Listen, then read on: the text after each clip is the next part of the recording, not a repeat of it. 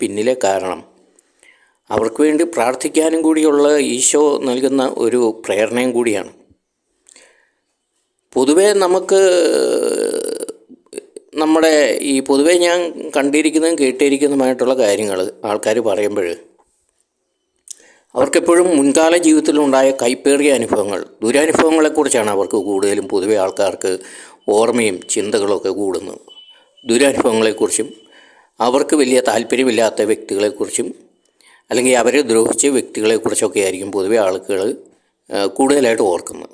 അന്ന് അവരങ്ങനെ ചെയ്തു, അല്ലെങ്കിൽ ആ വ്യക്തി ഇങ്ങനെ ചെയ്തു, അന്ന് അങ്ങനെ അവിടെ വെച്ച് അങ്ങനെ ഒരു അനുഭവം ഉണ്ടായി, ഇങ്ങനെയൊക്കെയുള്ള കാര്യങ്ങളാണ് പൊതുവെ ആളുകൾ ഓർക്കുകയും സംസാരിക്കുകയും ചെയ്യുന്നത്.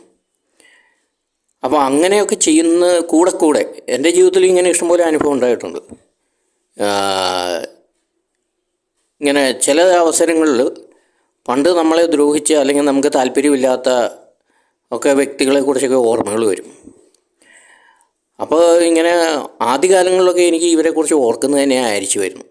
കൈ കിട്ടിയ രണ്ടെണ്ണം കൊടുക്കണോ എന്നുള്ള ചിന്ത പോലും വരും. അല്ലെങ്കിൽ അങ്ങനെയൊക്കെയാണ്, തീരെ താല്പര്യമില്ല. ഓർക്കാതെ ഇരിക്കട്ടെ എന്ന് പോലും ചിലരെക്കുറിച്ച് ഓർക്കുന്നുണ്ട്. അപ്പോൾ അങ്ങനെയൊക്കെയുള്ള സാഹചര്യങ്ങളിൽ പിന്നീടാണ് എനിക്ക് ഈശോ ഇങ്ങനെയുള്ള ചിന്തകൾ തന്നത്. അതായത് ഇതൊക്കെ തരുന്നത് എന്തിനു വേണ്ടി? അവർക്ക് വേണ്ടി പ്രാർത്ഥിക്കാനും അവരുമായി ഹൃദയത്തിൽ ആത്മാവിൽ ഒരു അനുരഞ്ജനത്തിൽ എത്തിച്ചേരാനും കൂടിയായിട്ടാണ്.